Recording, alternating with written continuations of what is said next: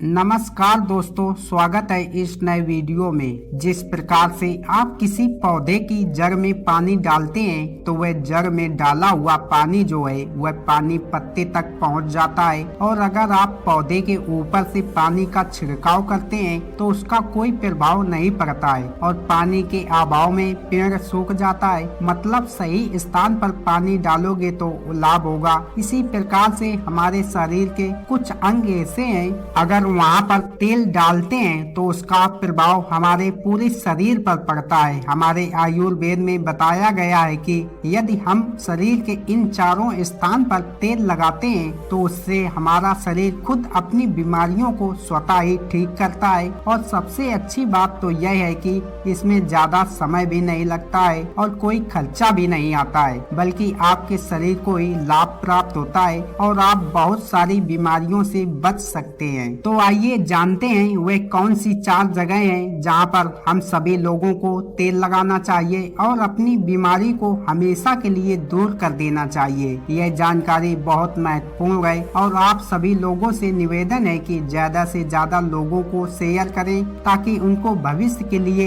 एक जानकारी मिल सके और अपने शरीर को बीमारियों से बचा सके। एक बार की बात है, एक गुरु जो आयुर्वेद के बहुत बड़े ज्ञाता थे, वह अपने शिष्य से कह रहे थे कि बेटा, क्या आपको पता है कि हमारा शरीर किससे बना है और कितने तत्वों से बना है? शिष्य ने कहा, नहीं गुरुदेव, आप ही मुझे बताने की कृपा करें। गुरु ने कहा कि हमारा शरीर 5 तत्वों से बना है। इन 5 तत्वों में प्रोटीन, विटामिन, यह सभी चीजें आती हैं और हमारे शरीर में 3 दोष पाए जाते हैं, वात, पित्त और कफ। और हमारी हर बीमारी की जड़ जो है वह यही तीनों दोष ही होते हैं, क्योंकि अगर हमारे शरीर में वात बिगड़ता है तो 60 से 70% बीमारियां आती हैं और अगर पित्त बिगड़ता है तो 15 से 20% बीमारी आती हैं, और अगर हमारा कफ बिगड़ता है तो हमारे शरीर में 5 से 10% बीमारियां आती हैं। यह तीनों दोष हमारे शरीर में पाए जाते हैं जब आपकी बाल्यावस्था होती है, यानी जब आप जन्म लेते हैं तब से लेकर 14 वर्ष की उम्र तक का जो समय रहता है, इसमें कफ प्रवृत्ति ज्यादा होती है। इस समय हमारे शरीर में कफ ज्यादा बनता है। यह प्रकृति की देन है और यह कफ इसलिए बनता है क्योंकि हमारा शरीर ग्रो करता है। इस समय कफ बनना बहुत जरूरी भी है, लेकिन हमें इस बात पर ध्यान देना है कि हमारा जो कफ है वह संतुलन में रहे, वह ज्यादा न बढ़े। अब छोटे बच्चे को तो इस बात का पता नहीं रहता है, लेकिन उनके माता पिता को इस बात पर ध्यान रखना चाहिए कि अपने बच्चों को ऐसा आहार न दे जिससे उनका कफ बिगड़ जाए, क्योंकि अगर कफ बिगड़ गया तो उन्हें टीबी, दमा जैसी भयंकर बीमारियां हो सकती हैं। इसके बाद युवा अवस्था आती है। युवा अवस्था 15 साल से 60 साल तक बनी रहती है। इस समय हमारे शरीर में पित्त प्रवेश सबसे ज्यादा होता है, यानी कि इस समय हमारे शरीर में पित्त बनता है। इसलिए हमें इस बात पर ध्यान रखना होगा कि हम ऐसी चीजें ना खाएं जिससे हमारा पित्त बिगड़े, क्योंकि अगर पित्त बिगड़ गया तो हमारे शरीर में 15% से 20% बीमारियां आ सकती हैं। इसके बाद आती है वृद्धावस्था। यह 60 से ऊपर की उम्र की होती है। इस समय हमारे शरीर में बहुत ज्यादा वात बढ़ता है और वात बढ़ने की वजह से 60% से 70% बीमारियां हमारे शरीर में आ जाती हैं। 5 तत्व और 3 दोषों में जब भी कोई कमी आती है तभी हमारा शरीर बीमार पड़ता है, अन्यथा हमारा शरीर बीमार नहीं होता है। बहुत से लोग कहते हैं कि भगवान ने हमें यह कष्ट दे दिया, वह कष्ट दे दिया, इतनी गंभीर बीमारी दे दी, टीबी, कैंसर, थायराइड दे दिया, लेकिन यह सारी बीमारियां इंसान स्वयं ही पालता है, क्योंकि हमारी प्रकृति तो कहती है कि आप प्रकृति से प्राप्त भोज्य पदार्थ खाएं, लेकिन आप क्या करते हैं? पिज्जा, बर्गर, चाउमीन, यह सभी खाते रहते हैं। आयुर्वेद कहता है कि आप पानी पीने का सही तरीका अपनाएं, लेकिन नहीं, आपको तो फ्रिज का पानी पीना है, कोल्ड ड्रिंक पीनी है। अगर आप प्रकृति के नियमों के हिसाब से नहीं चलेंगे, आयुर्वेद के नियमों को नहीं अपनाएंगे, तो आपका शरीर तो बीमार होगा ही। इसमें भगवान क्या कर सकते हैं? लेकिन अगर आप आयुर्वेद के नियमों को अपने जीवन में अपना लेते हैं तो जीवन भर आपका शरीर बीमार नहीं पड़ेगा। फिर गुरु शिष्य से कहते हैं कि आज मैं तुम्हें 4 ऐसे अंग बताऊंगा जहाँ पर तेल लगाने से आपके शरीर में कभी कोई बीमारी नहीं होगी। और इससे आपके तीनों दोष भी संतुलन में रहेंगे और आपके शरीर में कभी भी 5 तत्वों की कमी नहीं आएगी। बच्चों, जो 4 अंग हैं उनमें से सबसे पहला आपकी नाभि, दूसरा आपके पैर के तलवे, तीसरा है आपकी नाक और चौथा अंग है आपका सिर। यह 4 सबसे महत्वपूर्ण अंग हैं। इन चारों अंगों पर आपको तेल लगाना है, लेकिन आपको यह ध्यान रखना है कि कब और कैसे लगाना है। तो सबसे पहले हम जानते हैं नाभि के बारे में। यह आपके शरीर का सबसे महत्वपूर्ण अंग है, क्योंकि यह आपकी 72,000 नाड़ियों का केंद्र है। यह एक ऐसा केंद्र है जो सबसे अधिक नाड़ियों से जुड़ा हुआ है। यह जो आपकी नाभि है वह आपके पूरे शरीर से संबंधित है। जब आप नाभि में तेल का प्रयोग करते हैं तो उससे पूरे शरीर की नाड़ियां प्रभावित होती हैं। पूरे शरीर में ठीक प्रकार से ऊर्जा का संचार होता है। आप और भी ऊर्जावान और जवान महसूस करते हैं। आपने देखा होगा कि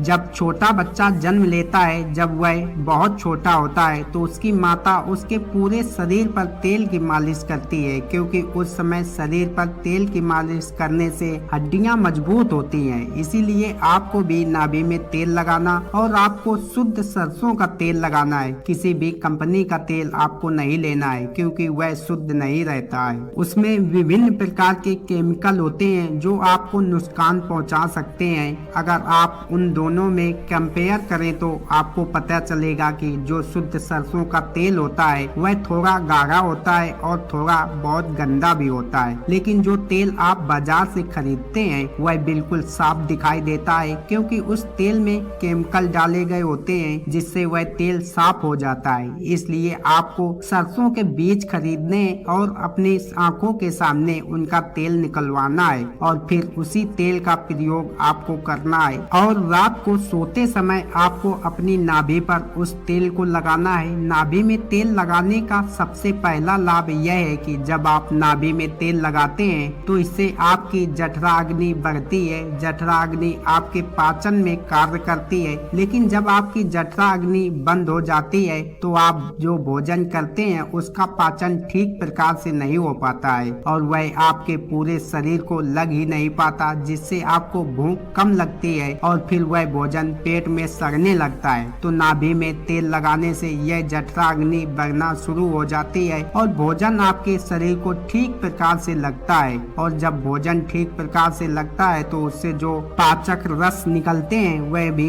ठीक प्रकार से निकलते हैं और आपके शरीर में पोषक तत्वों की पूर्ति करते हैं। नाभि में तेल लगाने का दूसरा फायदा यह है कि इससे आपकी अपान वायु संचलित होती है और अपान वायु नाभि के नीचे के क्षेत्र में कार्य करने वाली वायु होती है और यह जो वायु है यह मलों के निकास से संबंधित है, यानी कि आपके शरीर से टॉक्सिन को बाहर निकालने का कार्य करती है। तो जिन लोगों को कब्ज की परेशानी रहती है, ठीक प्रकार से मल निकास नहीं होता है, उनके लिए बहुत उपयोगी है। और मासिक चक्कर में जो महिलाओं को अधिक वेदना होती है उसमें भी यह उपयोगी है। और मूत्र विकार, यूरिन से संबंधित कोई भी समस्या अगर आपको है या फिर किसी व्यक्ति को रहती है तो उसके लिए भी उपयोगी है। तो यह अपान वायु को संतुलित करता है, जिससे विभिन्न प्रकार के फायदे मिलते हैं। नाभि में तेल लगाने का तीसरा सबसे बड़ा फायदा यह है कि इसमें हमारी त्वचा अच्छी रहती है, त्वचा पर ग्लो आता है। आपने सुना होगा कि जब हमारे ओंठ फटते हैं तो हमारे दादा परदादा कहते थे कि नाभि में तेल लगा लो,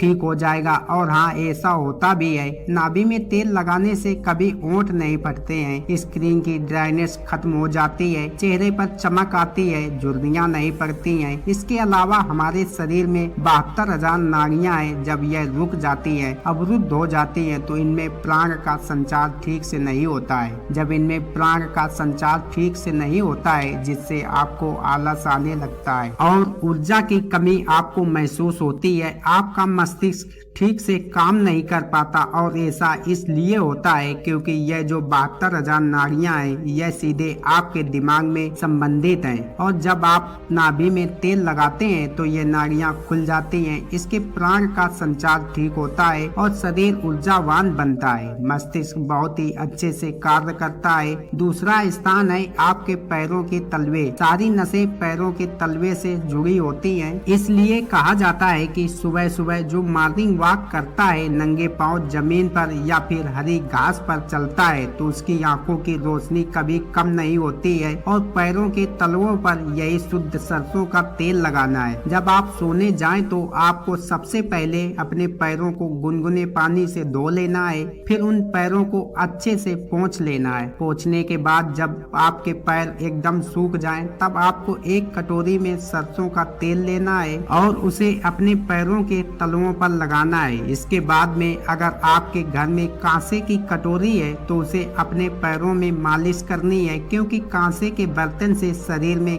जितनी भी विषाक्तता रहती है वह बाहर आ जाती है। कांसे के बर्तन से जब हम पैरों में घर्षण करते हैं तो आपके पैर थोड़े काले होना शुरू होते हैं। इससे शरीर में विषाक्तता कम होती है। जिसके पैर के तलवे कम काले होते हैं उसके शरीर में विषाक्तता कम होती है, और जिनके पैरों के तलवे ज्यादा काले होते हैं उनके शरीर में विषाक्तता ज्यादा रहती है। अगर आपके घर में आपकी माता आपकी पत्नी है तो आप उनसे अपने पैरों के तलवे के अच्छे से मालिश करवाएं, और अगर नहीं है तो आप स्वयं भी मालिश कर सकते हैं। जब आप 5 मिनट तक अपने पैरों के तलवे की मालिश करते हैं तो आपको तुरंत नींद आना शुरू हो जाती है। जो लोग सोने के लिए नींद की दवाई का प्रयोग करते हैं, जिनको चिंता है, डिप्रेशन है, जिसकी वजह से उनको नींद नहीं आती है, जिनकी याददाश्त कमजोर होती है, दिमाग से संबंधित कोई भी परेशानी रहती है तो वह सब खत्म हो जाती है। जब आप सोएंगे तो सीधा 4 बजे आपकी आंखें खुलेंगी,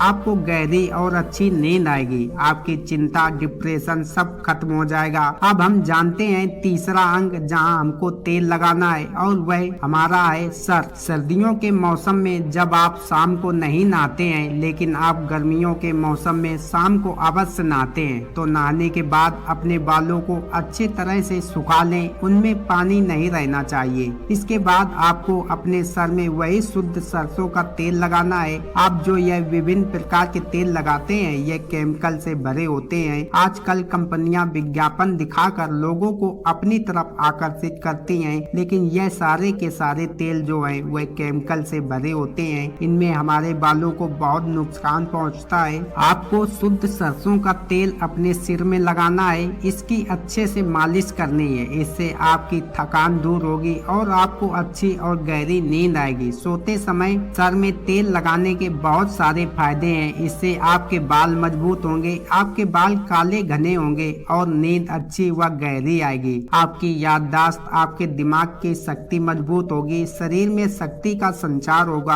आपको कभी भी हेयर फॉल की प्रॉब्लम नहीं होगी। जब आप बालों की जड़ों में तेल लगाते हैं तो इससे ब्लड का सर्कुलेशन बढ़ जाता है, और जब ब्लड का सर्कुलेशन बढ़ता है तो वहाँ पर अत्यधिक मात्रा में ऑक्सीजन पहुँचती है, न्यूट्रिएंट्स पहुँचते हैं और वह अंग स्वस्थ होना शुरू हो जाता है। इसके बाद गुरु उन सभी बच्चों को कहते हैं कि हमारे शरीर का आखिरी अंग है जहाँ पर हमको तेल लगाना चाहिए, वह है हमारी नाक। नाक आपके सर तक पहुँचने का मार्ग है, इससे हमारा दिमाग प्रभावित होता है। अगर आपको शुद्ध देसी गाय का घी मिल जाता है तो आप तेल की जगह घी का भी प्रयोग कर सकते हैं। आपको रात को सोते समय शुद्ध देसी गाय के घी की एक एक बूंद अपने दोनों नाक में डाल लेनी है। नाक में घी डालने के इतने अद्भुत फायदे हैं कि आप सुनकर चौंक जाएंगे। अगर किसी के अंदर पागलपन है 2, 3 या 4 महीने के अंदर ही उसका पागलपन खत्म हो जाएगा। यदि किसी के कान के पर्दे में छेद है तो वह भी बिना ऑपरेशन के 3 से 4 महीने में ठीक हो जाएगा।